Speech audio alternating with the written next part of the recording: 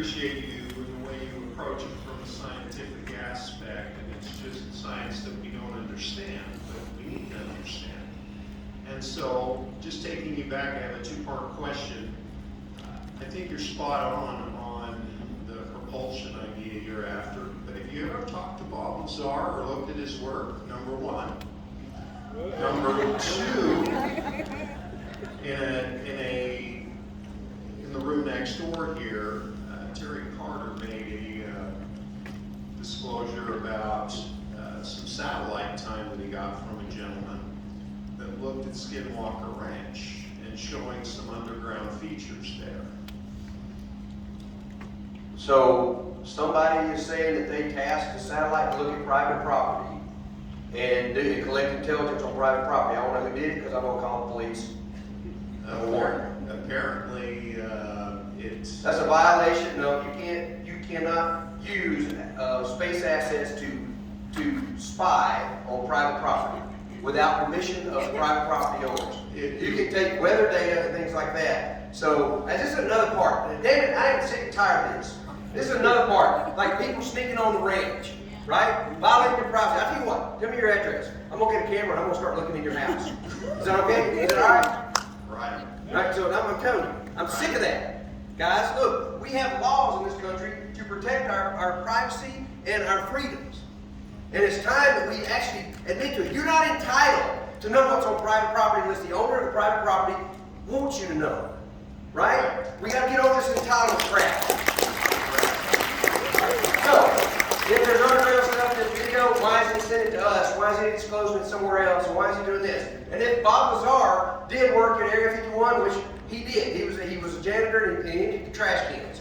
That's all he can prove with his pay stub.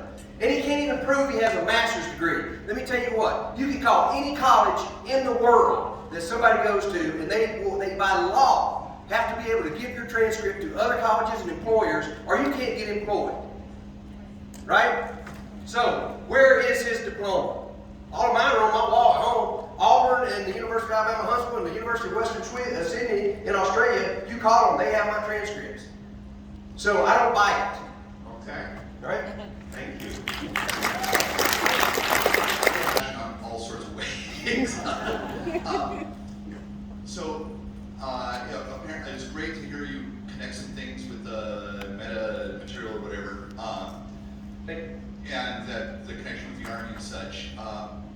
Obviously, I'm sure you've rubbed shoulders with Lou Elizondo and such, and I know he's working really hard with Congress and stuff. Do you have any sense of what's going on there? And where? Yeah, that's a good question. So it's one of the things that's got to happen, right? We're not going to get to know anything if we can't get the laws put in place and enforcement of the laws put in place so that we can actually get information in the public, share information, and processes for doing things like if you want to do satellite imagery over private property, what is the legal right way to do that? You just don't go do that, right? So in the NDAA that's going to come out here in October, the 2023 National Defense Authorization Act, there's some language put in, and I've worked with Lou Elizondo, and Chris Mellon, and with Jay Stratton, and a whole bunch of other folks. One of the pieces that's really important that needs to be in there is that there's a whistleblower clause. And it's not because there's a big government conspiracy or whatever and somebody needs to be able to come out and do a whistleblowing. It's because if there was a Roswell crash program or something like that, it would have been special access program, so classified that only a few people knew exactly what all of it was, what they were working on. And most of them are aged out, dying by now, right? And they signed a non-disclosure for life. You know, I work on things, I sign non-disclosure, I can never tell anybody that doesn't have the same clearance. Well, if those clearances aren't active anymore and haven't been created, nobody else ever has, in 60 years, has got that clearance. Right? So there's nobody they can tell this to without breaking the law and maybe having to go to jail and make big rocks into little rocks. So the idea here is to create a new law that says if they have information about these heritage programs and classifications that there are nobody cleared for, except maybe the president, if he knew about them, then you can brief us, the House Permanent Select Committee on Intelligence and the Senate Select Committee on Intelligence, and maybe the director and so on of the task force and whatever's on Arrow. But that's what the law is about. So if there are people that were afraid they would go to jail if they talked about working on alien bodies, Now they can, assuming this clause stays in the law, once the bill finishes, gets ratified and signed and all that kind of stuff, if it's still there, and if it's enforced by our law enforcement. Now, there still may be some people that may not think it's got enough teeth on it, right? They may say, well, I still don't trust it. Who trusts the government? It's a good thing, is all I can say, and I hope it goes through. I hope it gets passed, and I hope it becomes law, so that we maybe can find out if there was heritage programs and people aren't in fear of going to jail and losing their livelihoods, and their whatever, and to be able to tell us. And that's not a conspiracy. That's a conspiracy of time, right? Everybody aged out. It's a conspiracy of probably not having much forethought of, we're not going to die on this thing. We're going to put the Ark of the Covenant in this building over here. Nobody's ever going to be able to find that damn thing. So, I mean, that's kind of probably where we are right now with that. All right. Big shift. With your electrical engineering background, are we getting closer on electric vehicles? Huh. Well, hell, I've driven a Tesla, so I guess we are pretty close. They haven't. But the problem with that is you got to charge the battery. And the battery, while they're getting better and so on, here's the thing. The power is generated somewhere. And it's funny, in most states, other than mine, I'm supposed to be water or nuclear, but in most states, burning coal or natural gas, which are fossil fuels, to create power. All right, when you create that power, a turbine then is generating electricity. They take a transformer, put it into high voltage, high current, travels over transmission lines. And along the way, you're losing a whole bunch of power on those transmission lines. You get a transformer here and there, it reconverts to other things. More transmission, lost there, lost here. Another bunch of 10 miles of lines. Then you come to your house or your gas station into the main power head. You pull off one phase of that through another transformer. You lose 30% of the power there. You come through and convert that down to 110. You run into the wall. You're losing power in your wall. Come out to the thing. You plug your car into it. The car then has to convert it over to 24 volts DC. You lose a lot of power then, and it comes up and it trickle charges your battery.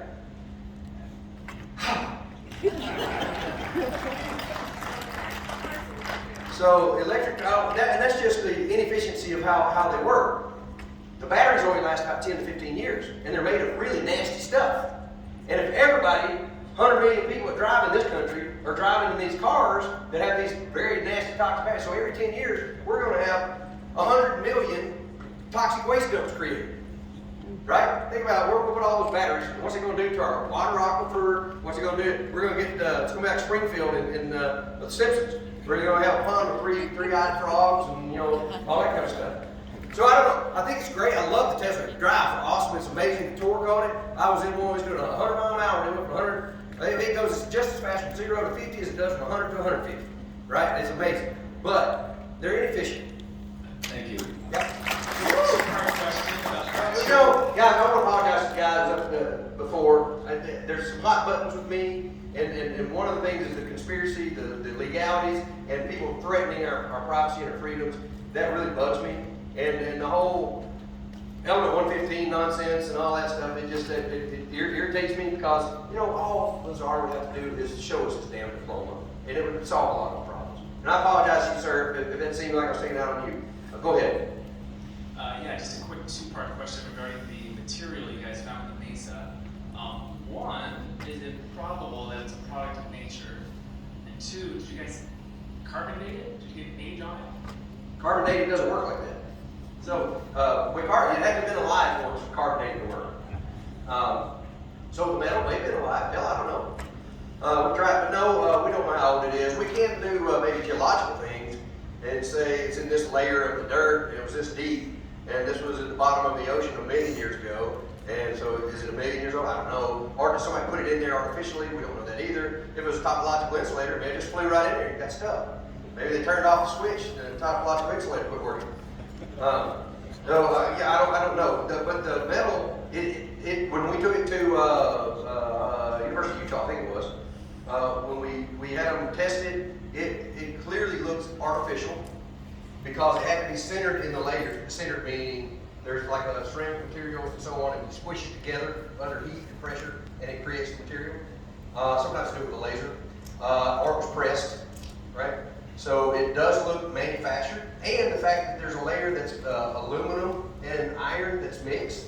So they have to be molten and mixed in a way, and it's harder to mix aluminum and iron. You have to add certain catalysts. I'm not a metallurgist, but if I recall right from what metallurgy I have read, is there's certain other materials you have to put in. So making aluminum iron alloys isn't as simple as you just throw them both in a pot and melt them together, right? You'll get cracks and things in it and you don't put the right things in it. So this metal appears to have been manufactured to some purpose. Well, it may turn out it was an old Massey Ferguson tractor from 1937. Then that's just how the metal was that day, and all the stuff fell in just the right way because a cat ran through chasing a mouse through the forge and knocked over a box of sodium, and it fell over in the aluminum vat, and then all that worked out just right. Bubba was over there drinking a beer when he chunked his aluminum can out of his tin can back in there. But anyway, so I don't know. It could be anything, right? But it is a manufactured material. It's not something that came out of Mother Nature, I don't think. All right? Does that answer your question? All right. Okay, so this is a slight topic shift. Have you or any other of the ranch crew ever noticed maybe any residual effects, like when you leave the ranch, that affect other people around you? I've seen at Eric's talk yesterday, sometimes the equipment, there's some malfunctions and things, but do you ever see other people that haven't been on the ranch but are around any of you or the rest of the crew that feel adverse or strange effects? Well, I can tell you, I'm not going to talk about our personal crew, but I'll talk about a person that nobody knows who it is. So Axelrod at both the Skinwalkers and the Pentagon. I know Axelrod well, I know who it is. So when he left during the Bigelow era and went home, he's been terrorized with hitchhikers since, and they've affected one of his children and his wife.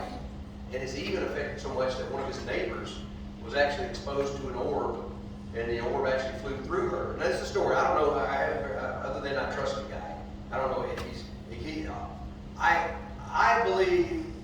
I know that he believes all this happened. Let me just put it that way, right? And I have put sensors in his house, and then I do get weird signals when they claim things happen. But and this orb, when it passed through this neighbor, made her very sick, and actually had to have cancer treatment or something. So that's the story. I don't now firsthand. I can say we do know that is happening to people we know, but I don't want to get into it further than that. Thank you. Mm-hmm. You just explained to us how a UFO can possibly cloak itself, and then you explained to us how the possibility of going faster than the speed of light, possibly verifying the biblical scripture that says, "And there shall be time no longer." I'm still working on that, but now I'd like you to try and explain to me how these wormholes, these portals, how it is that a being can walk out of these things and walk back in and disappear, and those creatures. I have testimonies of individuals that have told me this. They see these creatures, something that looks like maybe a pterodactyl or this worm. The Dino Weaver. Yeah. Tell me how these things come in and out of our dimension and go back into their own, or just give me some ideas. Well, I don't know how they do it. One speculation of how something like that could be possible is if it is a traversable wormhole. There's a book by Matt Visser that's actually called, I think it's called Lorentzian Wormholes. It's all the math of all the solutions of all the wormhole equations that all the physicists have come up with so far. When he wrote the book, I think the book came around 2000 or so, of possible solutions to wormholes that you could travel through. So a wormhole is basically this. You take a black hole, and if you fall into a black hole, once you pass the event horizon, you can't ever get back out of it. And if you could create a thing called a white hole, which would be the opposite of a black hole, which would be constantly pushing you away from it, and you could never actually get close enough to it to go back into it, that's where its event horizon would be. And you stick them together at the little infinitely small point at infinity, and so you have two funnels touching each other. The problem with that is the black holes have event horizons, and the gravitational attraction of those things is so much, if you get close enough to the event horizon, you'd have a thing called spaghettification, meaning the gravity is so much stronger if the wormhole is beneath me, or the black hole is beneath me. The gravity at my feet is so much more powerful than the gravity at my head just because of the change. That, number one, time would shift between my head and my feet, as well as the force of gravity. And it would pull me like a piece of spaghetti, and they call that spaghettification. And so it'd kill you, right? So you have to create a way that doesn't have an event horizon. You can create this wormhole that has a smooth transition of normal space into the funnel. That's very subtle and smooth. It goes through and it comes back out in a way. Now the thing about wormholes is that they go through elsewhere and elsewhere. We don't know where that is or when that is. And so it would enable you to go from point A to point B quicker, theoretically, than you could going from point A to point B. Draw a point like so. Here's point A. Here's point B. And it takes me this long through normal space on this flat plane to get from point A to point B, right? So I'm going to create a wormhole. I'm going to create an inefficient wormhole. To get from point A to point B, I'm going to do this.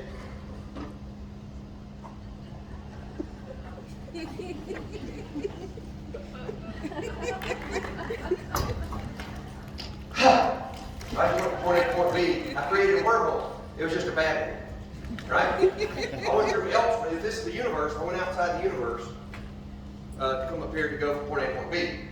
That's what a wormhole is. The trick is you got to find an elsewhere and an elsewhere that's shorter. And I come from like 600 feet above sea level. It's like 5,000. Anyway, well, the problem is making that wormhole where you can do that. It would take an advanced civilization or culture, magic we don't understand. I'm not saying you can't do it. I actually think you can.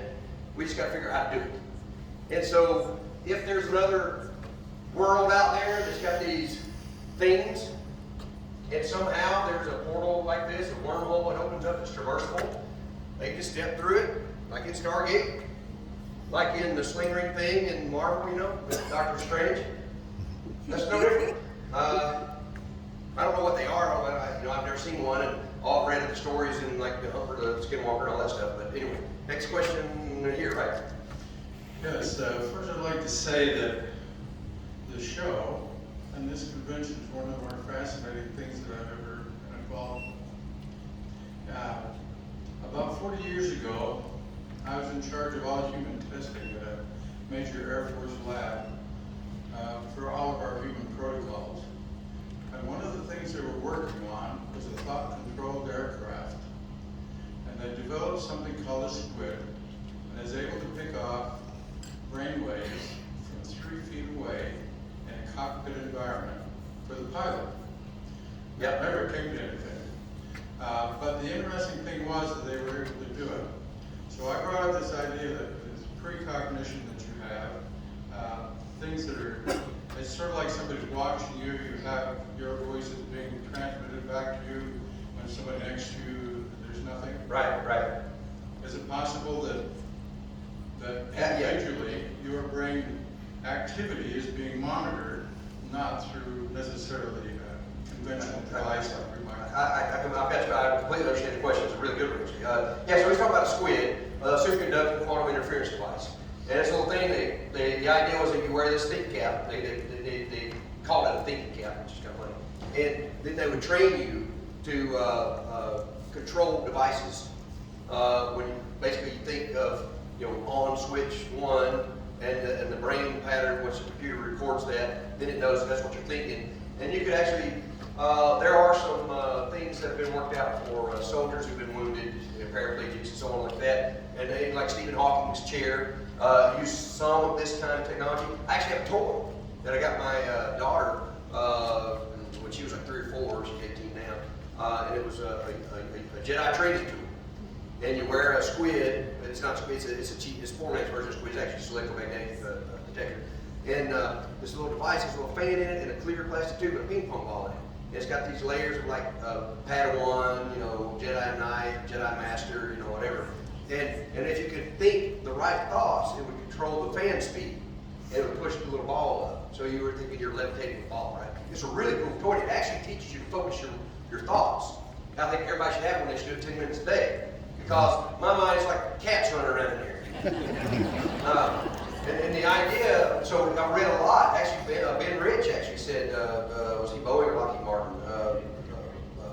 wherever he was from, one of the big three. He's the guy that said he worked on the UFO program on his deathbed for one of the big three aerospace defense contractors. And he said that they worked on thought, that they were completely controlled by thought, right? I don't know if that's true, but you know, in my best-selling science fiction series, see the Shameless Blood thing?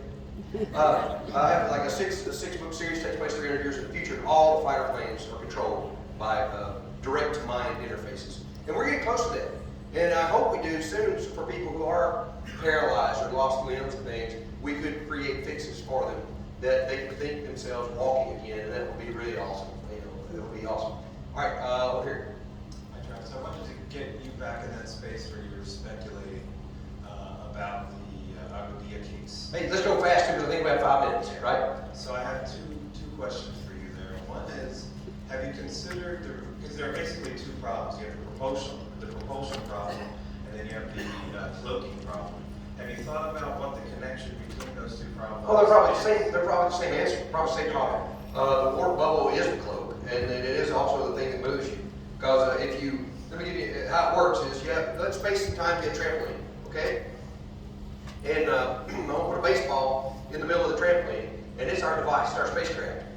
The trampoline surface membrane represents space and time, okay? And so let me give you an example. Think about the baseball. If I put a bowling ball in it, it sinks down. This is a 2D/3D representation of the universe. Matches in 4 dimensions, is a little different. But anyway, so the bowling ball sinks down, and if I take that baseball and I thump it across the trampoline, it's going to go and it's going to curve around where the bowling ball is dipped in and fall into it, just like a satellite around a planet, planets around a star, and so on. So now, let's take the bowling ball off, and we're in normal flat space, as we call it. That's the trampoline with nothing on it. Put our baseball there. If I want it to go to the right, I press down on the trampoline and it falls that way. Or I could push up behind it and it will go that way, right? That is my warp bubble. That is how the warp drive works, is by manipulating the space-time metric. And it's also, if I created a ripple around the baseball, it would make stuff go and bounce around and do like that instead of going and hitting the baseball. So it's all the same kind of concept and technology. Does that help? I have other questions with that, but let me just get to the other question, which is the transmedium problem. Have you considered, because if you're looking at objects going through material, right, it looks like it's passing through, well, it immediately raises the question, you know, why isn't the Pauli exclusion principle applying? Well, maybe that's because... No, Pauli has nothing to do with it. No. It's completely a pocket universe. It's completely outside of our universe. So when you create the bubble, it is a whole other universe, and the universe moves, our universe moves around it. So you don't have to worry about matter and stuff on the shell creating electron orbitals or any of those things, fermion math like Pauli's exclusion principle and all that sort of thing. So it's literally a pocket universe outside of our universe that doesn't interact with our universe. It might have something like Hawking radiation at the surface of the bubble, but that's just stuff to get into the minutiae of it, right? We're really running on time, so real quick. Okay. So a couple times you've mentioned wanting to find some more data around the same time frame as like the Roswell incident. Yes. Okay. There was something called Project Pinball that's not really well known, but hey, you can read about it in my new book that just came out in August. Okay, thank you. Real quick, what is your question? I don't really have a question. I'm just letting you know that the 5004th AISS had this Project Pinball, and it used radar systems in Alaska to track UFOs over airspace, and they differentiated from UFOs and foreign aircraft and devices. Okay, well, so I think we would have discovered that in the task force because we had the legislation of the 2020 NDAA gave us the authority to all classifications, and they were supposed to be told if there's something like that that exists. And nobody ever told us about a program like that. So it makes me wonder if that's one of those programs that somebody made up to sell books, or if it really was a program and we just didn't find the right person to tell us. I found out through FOIA requests. Say that one more time. I found out I have all the information through FOIA requests. Oh, well, okay, I'll look into it. Thank you. I gotta take my topological device here and leave the stage. Thank you very much.